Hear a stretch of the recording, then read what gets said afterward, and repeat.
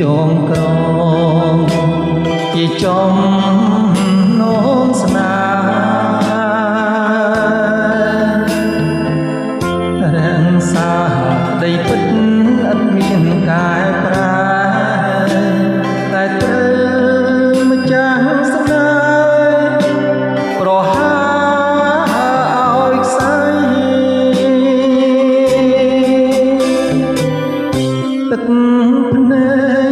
កកវី ទ្រឹស្ដីរឿងពិត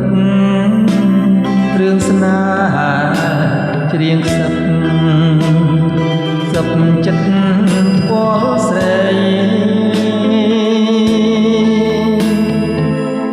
មិនគួរណាអូនបែរជាមិនស្ដីធ្វើឲ្យកាំងវៃនឹកខ្មាស់ខ្លួនឯងទួលតាពូកវីខំចិត្តស្រីលែងអានិតអូនដាច់ចិត្តធ្វើឲ្យអូនកយគុណបងតើប្រយោជន៍អ្វីបើមិនស្នេហ៍គួរតែប្រឡីបងទៅ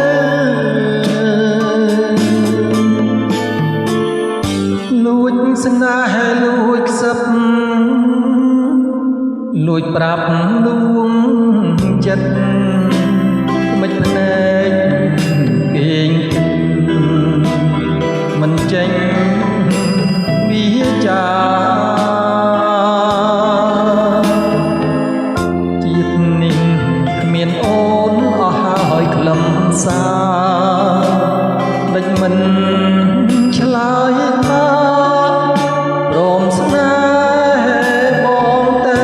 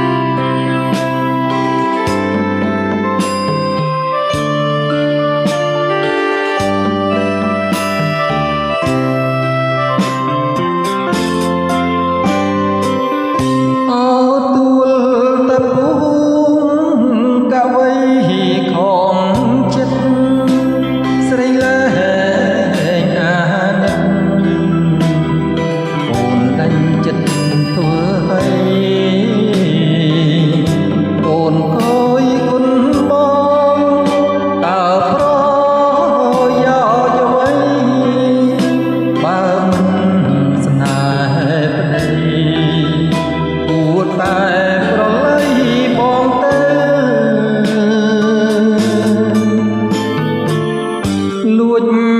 ស្នេហ៍លួចខ្សឹបលួចប្រាប់លួងចិត្តមិនភ្នែកគេងមិនចេញវាចាជាតិនេះគ្មានអូនអស់ហើយខ្លឹមសារដេចមិនឆ្លើយថាព្រមស្នេហ៍បងទៅ